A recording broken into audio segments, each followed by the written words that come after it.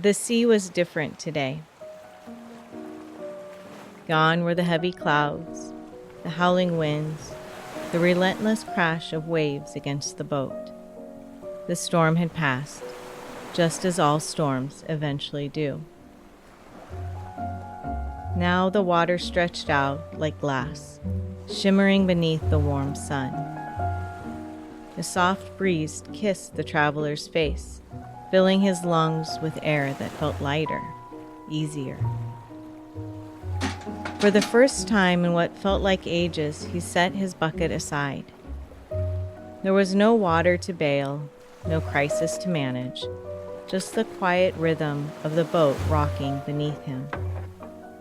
The traveler let out a breath he hadn't realized he was holding. His mind, still wired from the storm, kept scanning the horizon, waiting for the next thing to go wrong. He was alone out here. That much hadn't changed. It was always just him, his boat, and the sea. Then a sound. A sharp, clear call from above. The traveler looked up to see a large bird soaring overhead, its wings outstretched, effortlessly riding the wind. It circled once, then again, dipping low before catching the breeze and lifting higher once again. He watched, but only absently. Birds flew, that's what they did. He turned his gaze back to the horizon, and then a splash. A lone dolphin broke the surface just beside his boat, its sleek body arcing through the air, droplets catching the sunlight before it disappeared again beneath the waves. A few seconds later, it resurfaced, gliding alongside his boat, matching his pace. The traveler watched, this time with more curiosity. He had seen dolphins before, but something about this moment felt different. Then it happened. The bird above let out another cry and dove sharply toward the sea. For a breath, it seemed as if it would plunge into the water. But at the very last second, the dolphin leapt high into the air, meeting the bird's descent.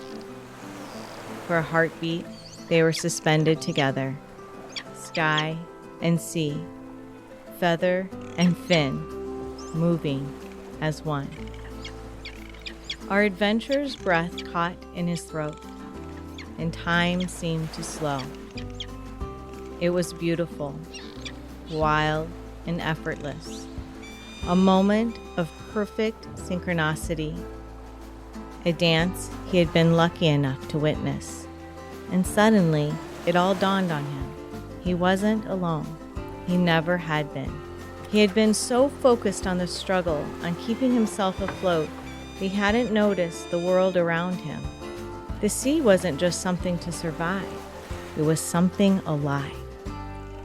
And he was part of it. He sat with that feeling, letting it sink in, letting it settle deep into his bones. This moment was a gift, a reminder, something he could return to when the storms came again, when he forgot who he was. He sat down on his bucket and let the wind and tide carry his boat forward. He was still the one navigating, but he wasn't alone. This is So What? Who Cares? With Jeff Kolaski and me, Lora McCarville. Join us as we explore practical insights for an impractical mind. Here we are. Here we go. Okay. What is regulation?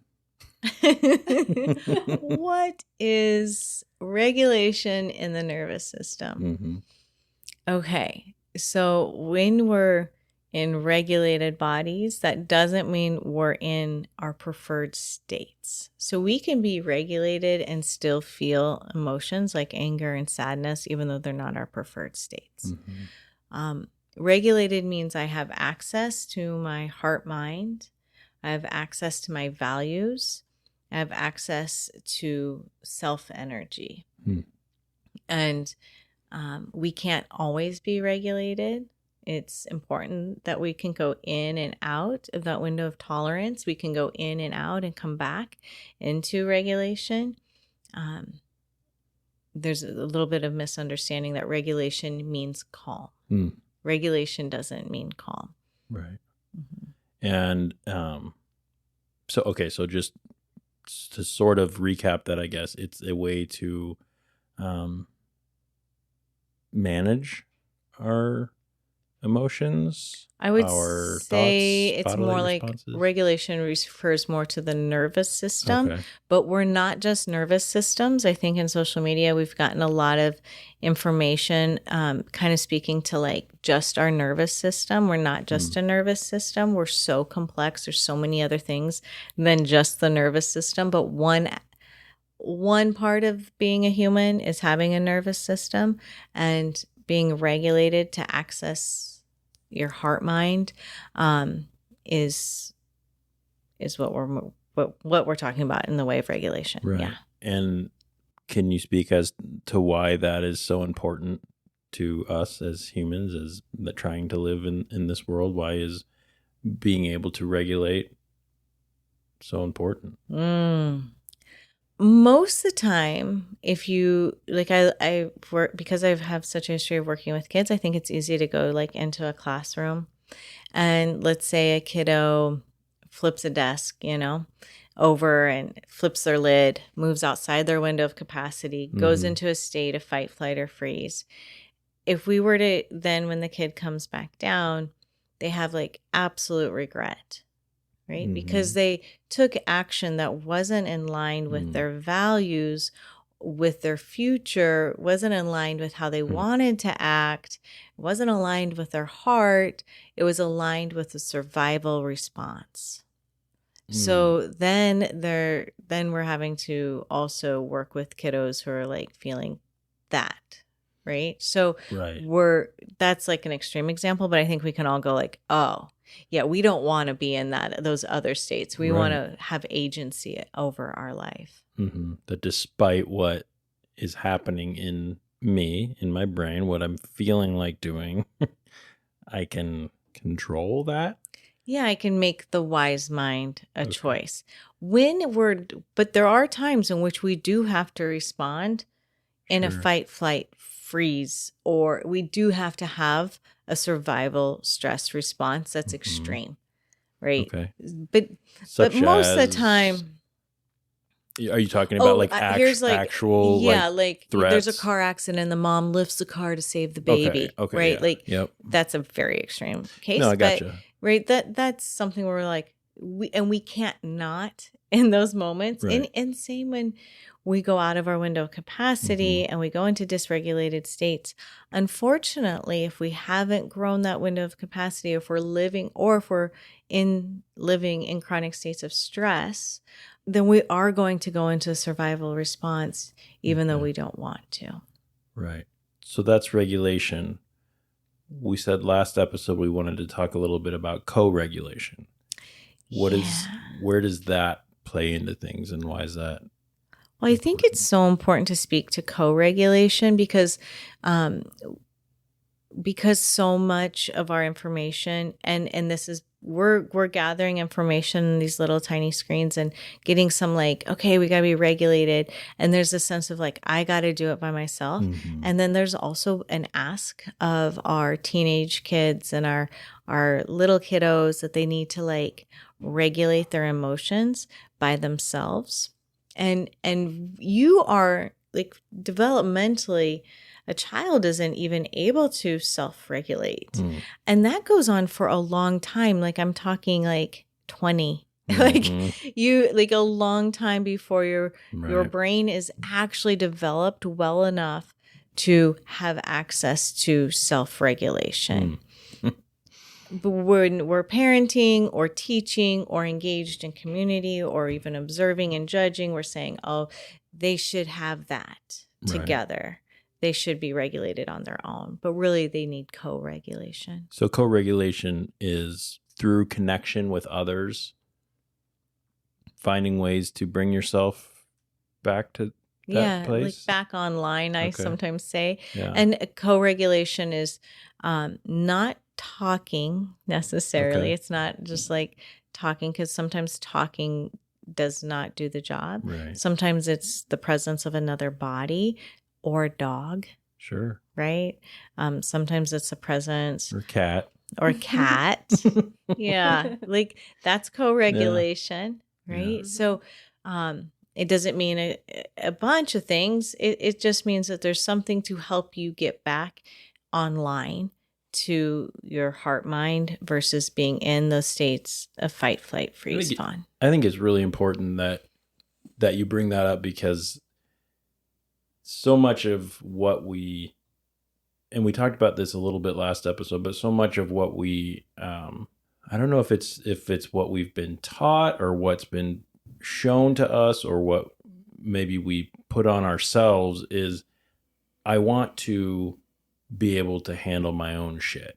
I want to be able to not burden others. I don't want to need anybody, right? I want to be able to do these things on my own.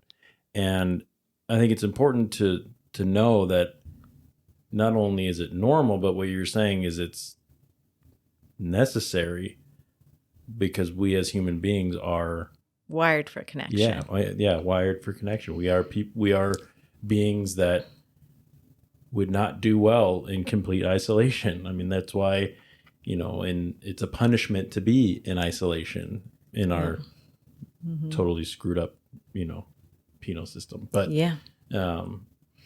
So there's a couple of things I'm thinking of, which is the story of a zebra. So if a zebra is running from a tiger, does zebra have a better chance of surviving if it's by itself or if he's with other zebra friends? A lot more zebras. A lot more zebras. Zebra has a better chance of surviving. And if zebra's running from a tiger, do I tell the zebra to take a deep breath and chill out? No, I say run. Mm-hmm. Right? So there are times in which co-regulating makes sense. And that means if there's not a lion or a tiger around, right? If there's not a threat, co-regulation, what that means is not that that you're able to move into a place of like, I'm chill, no worries, it's fine, but from a place of like accessing connection, right? So, and so maybe then something's shared or emotions are present, like grief, but it doesn't mean the grief isn't there. Right. Does that make sense? Mm-hmm. Yeah. Mm-hmm. Let's just say, for example, the daughter is at home. Yes. Right? She's nervous at home by herself. Mom comes home. All of a sudden, nothing has changed except for the presence of mom. Is that co-regulating the emotion of maybe unnecessary fear, or is that just... Okay, I think that's a great thing to kind of talk about. Like, not wanting to be home alone is a preferred state. Okay. If the mind of the said teenager is home alone and it starts to freak out that it's being and now they're in a state of anxiety and panic attack, and mom comes in and they come down together and mom knows how to bring her down, that moment is co-regulation.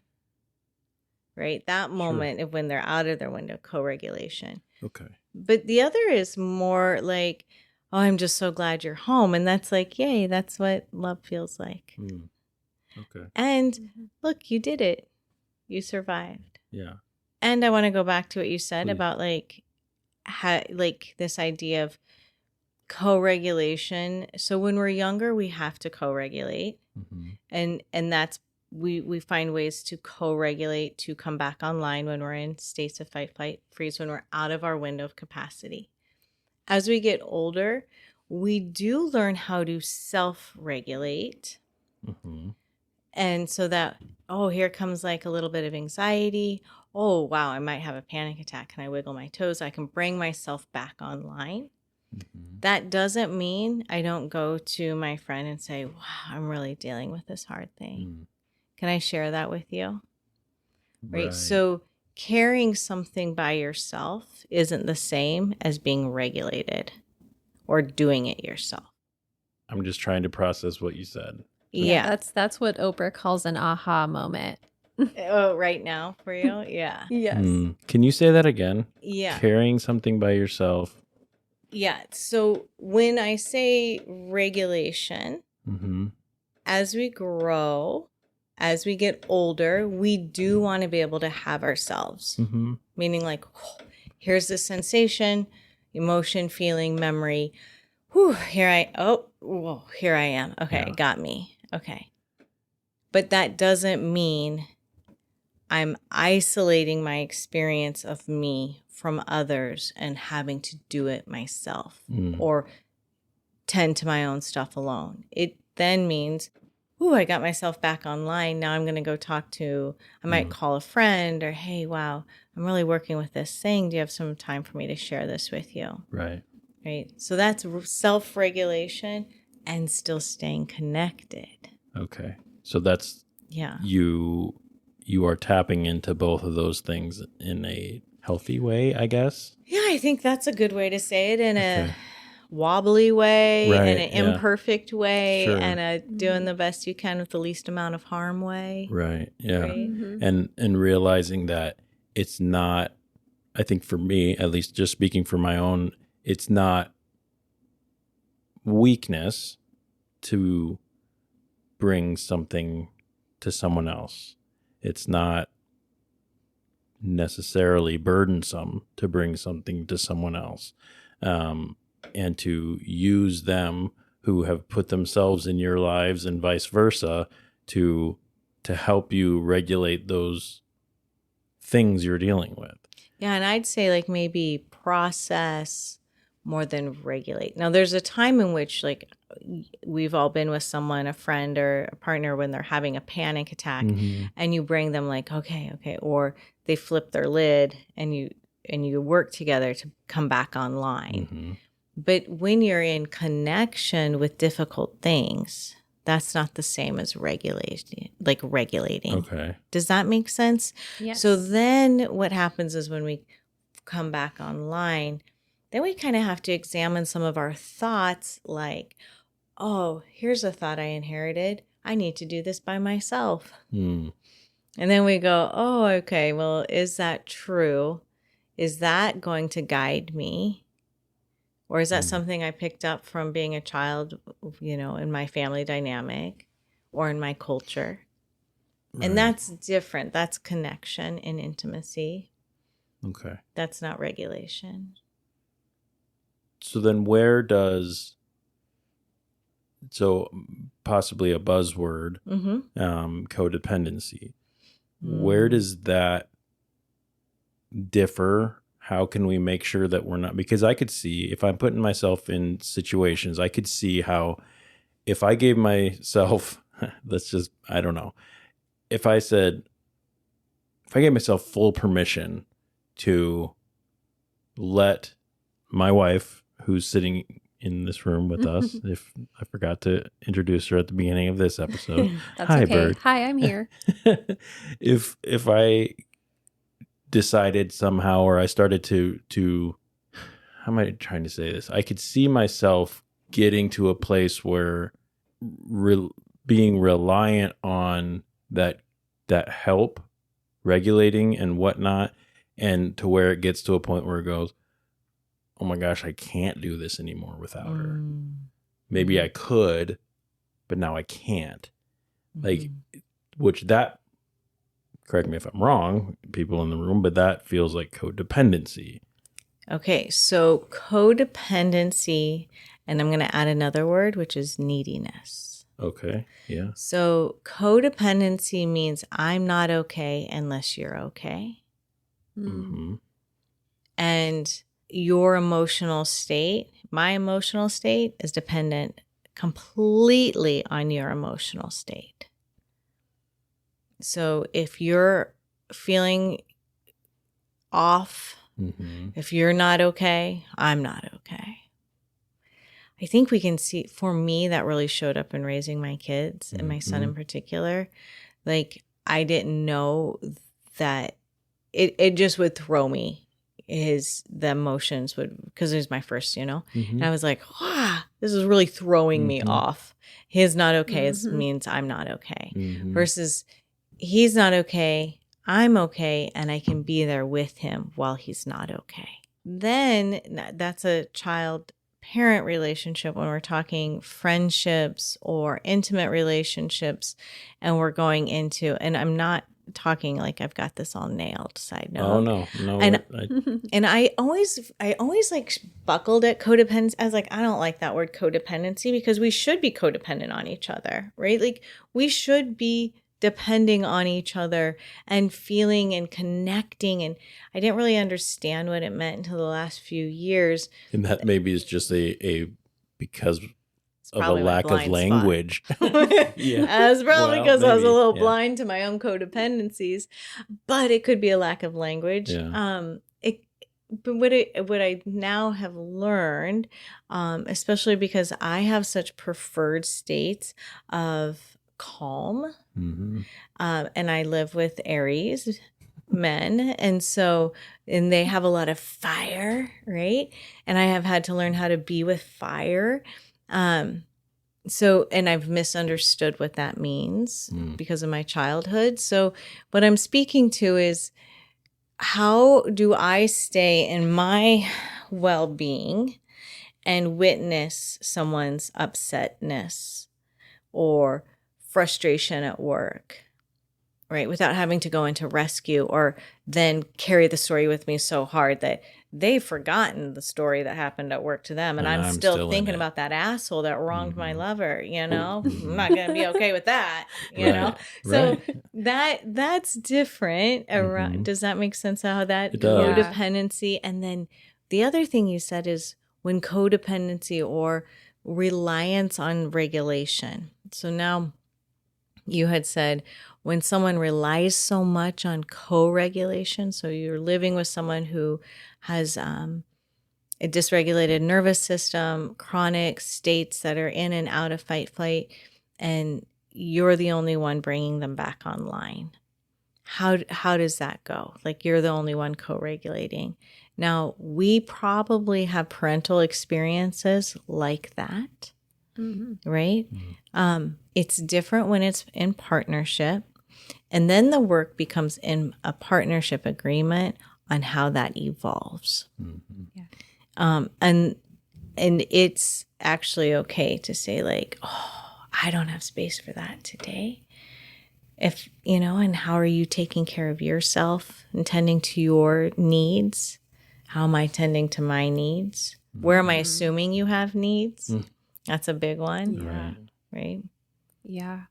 It almost reminds me of like being at the pool, and if you only rely on the lifeguard and you never like try to learn how to swim, so you're just flailing in the pool because you're only wanting to rely on that lifeguard. Instead of really holding yourself up or being able to. That lifeguard is there. I love metaphors and visuals like that. Yeah. Yeah, that's great, because there's a lot of adults who haven't, in like, maybe we'd use the word like Jungian, like individuation, like haven't like haven't grown. What was the word? Like individuation, like where they start to grow out of the thing that had happened.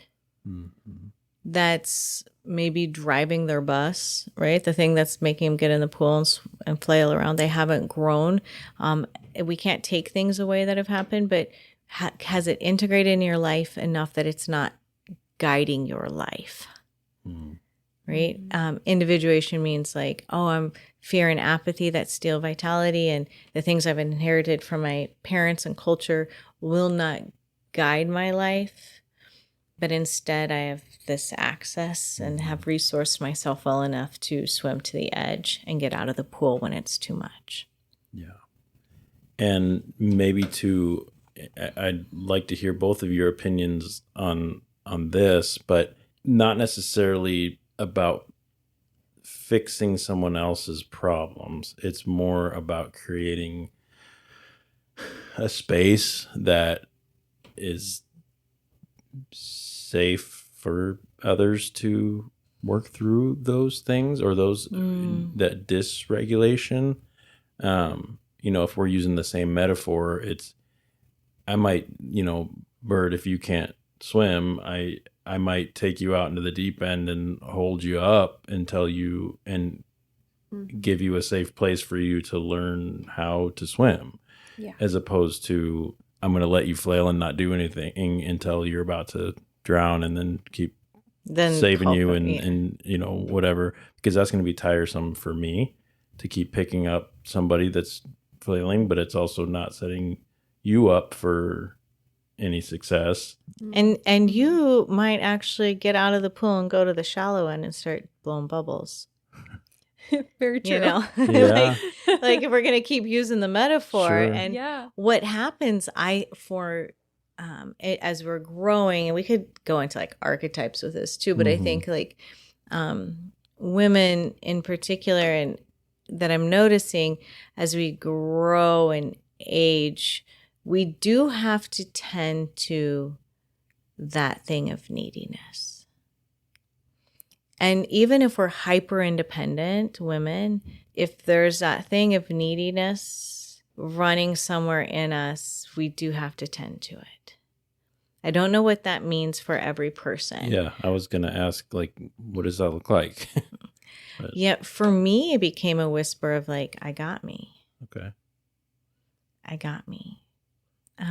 Like knowing I could count on me, not in that gross, again, hyper independent way, because I have definitely, as a single mom and how I was raised, like in a farm community on a farm, like and how I was raised with my parents, it was like hyper independence. You don't count on anyone, which does not set up intimate relationship well. So I definitely, that's toxic masculinity that you mentioned last time. I mean, you're not. Yeah, toxic masculinity isn't gendered. No, it's a masculine behavior. Yes, Yeah. And again, I tend to stay away from those words, but it is really fitting, it is. It's language that people understand too. Yeah. And it's at the very core, it was a behavior I learned as a child to survive. Yep. And it served me really well, and then it stopped serving. That's what I was just gonna say. Is it seems like there was a good place for that, because in a lot of those archetypes or those stereotypical behaviors, it seems like there's a time and a place where that can be helpful, but that can't be everything. Because that's when the toxic part comes in. There's nothing wrong with masculine. There's nothing wrong with feminine. But when you bring toxic into those, and that's driving the whole ship. What makes it toxic is okay. So how about let's just use the word maladaptive instead of toxic. Okay. So maladaptive behaviors, meaning cannot adapt to the situation it's in. Meaning it's like no longer appropriate. Okay. It's no longer needed. It's a behavior. So if I go to my hyper independence as being maladaptive, it means I needed it when I was younger to survive certain experiences I was having. Sure. And at some point, I needed to trade in my maladaptive behavior of independence for the developmental behavior, which was actually invitation to intimacy and dependence. Independence. No, in some ways, not codependence, but actually dependence in the way of like, here are my needs. Here are my needs, and this is what I want. And you can come in and we can have shared space, and is so different than I can do it myself. I think when you speak from the lens of trauma too, those things are hard. They're stitched bags in very to unpack. That's a hard car to trade in. You know what I mean?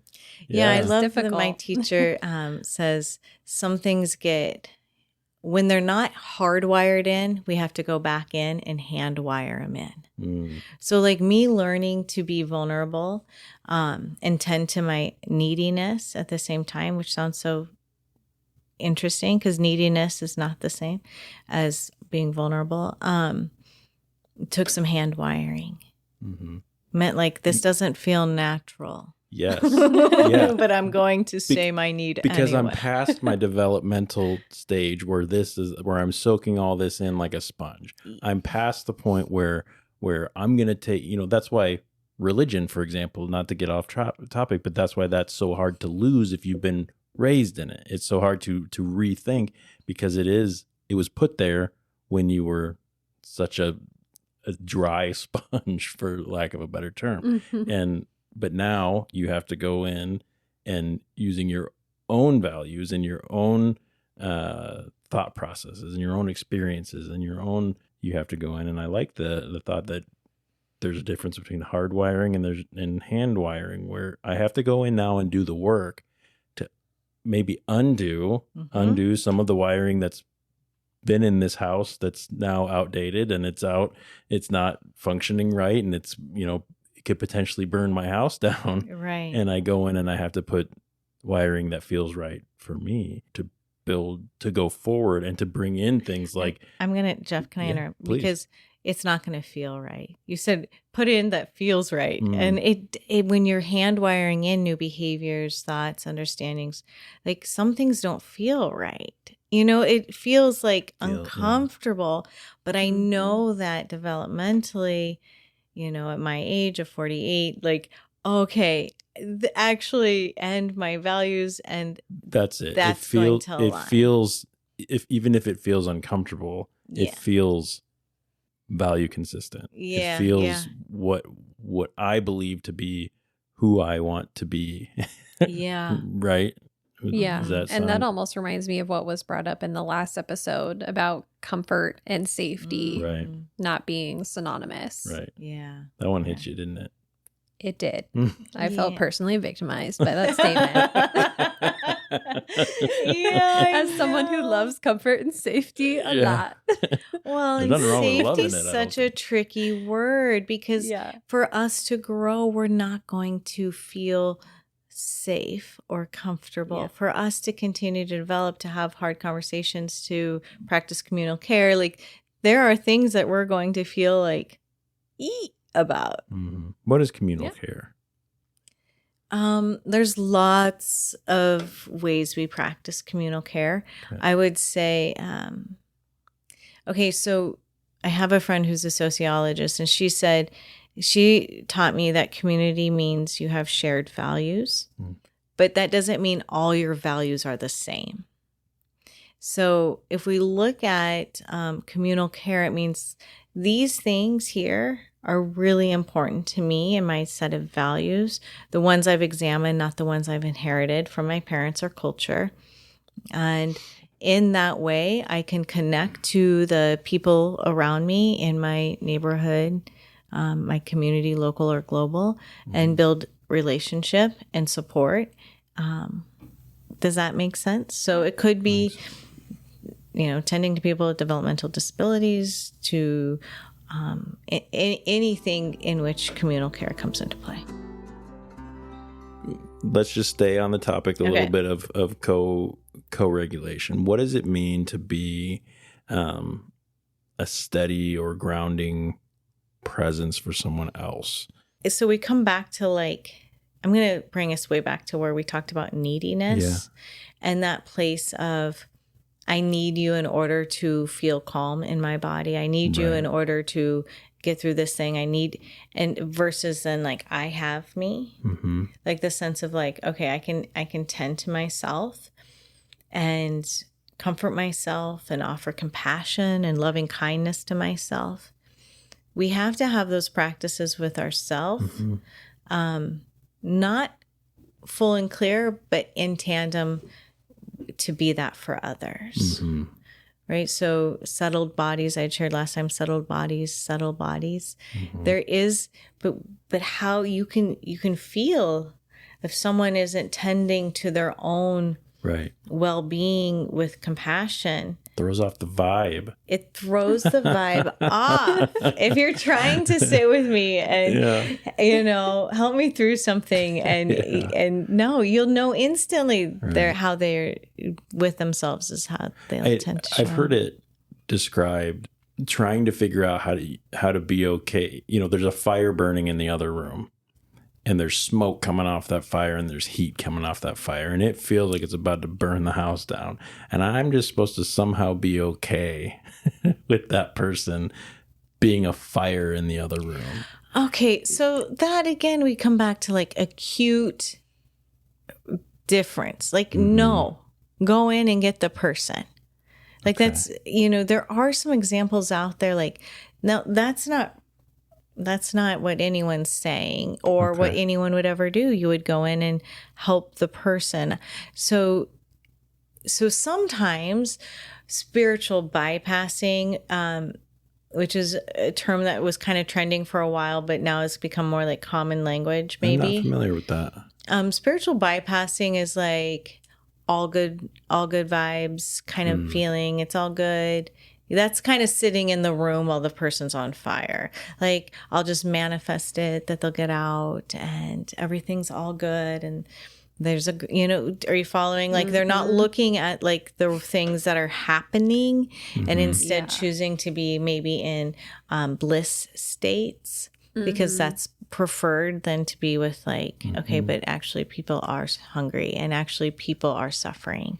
And there is something that you can do about that fire in the other room. Yes, right. So sometimes regulation, like, oh, I'm just going to stay regulated and it becomes kind of like spiritual bypassing. Okay. I'd like to just put this to you and see kind of what you come up with. What is, if someone wanted to take a small step toward becoming or practicing co-regulation or regulation or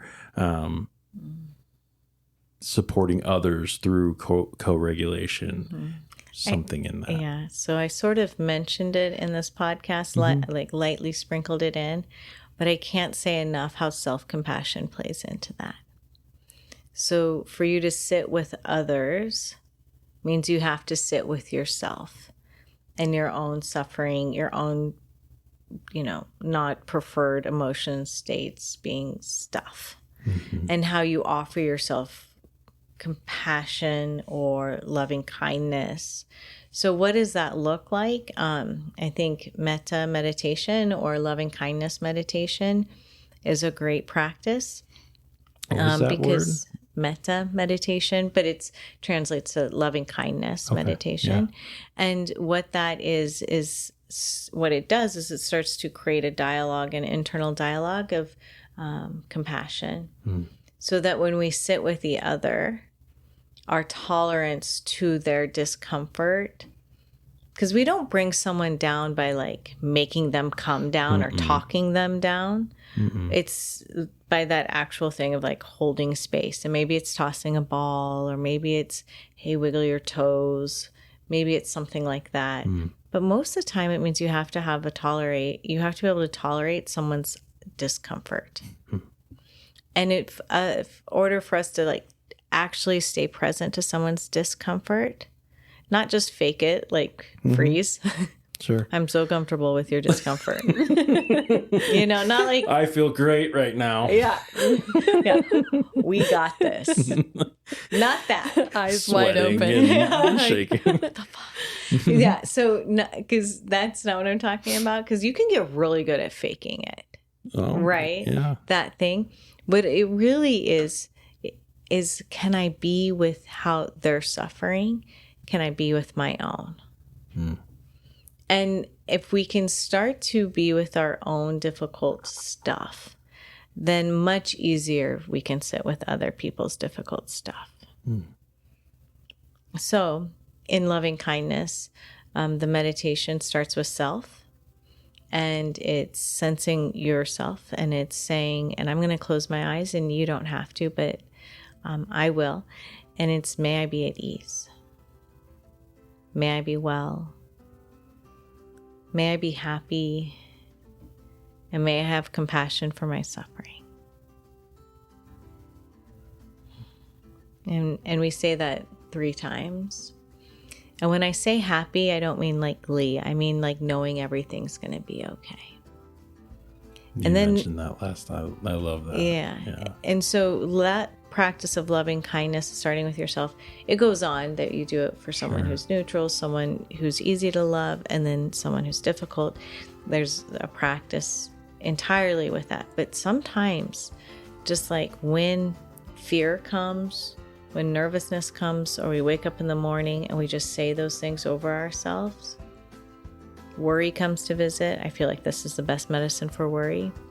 Then when another person's in those states, we can be with it easier. So what? Who cares? We will be back next week. And if you're wondering who cares, I think all of us in this room do. So there you go. Yep. Thank I care. Bird cares. Laura cares. Jeff cares. Thank you. The traveler sat quietly, the dance of the bird and dolphin still lingering in his mind. He knew the moment had passed, but it didn't feel lost. It was now a memory, a reminder.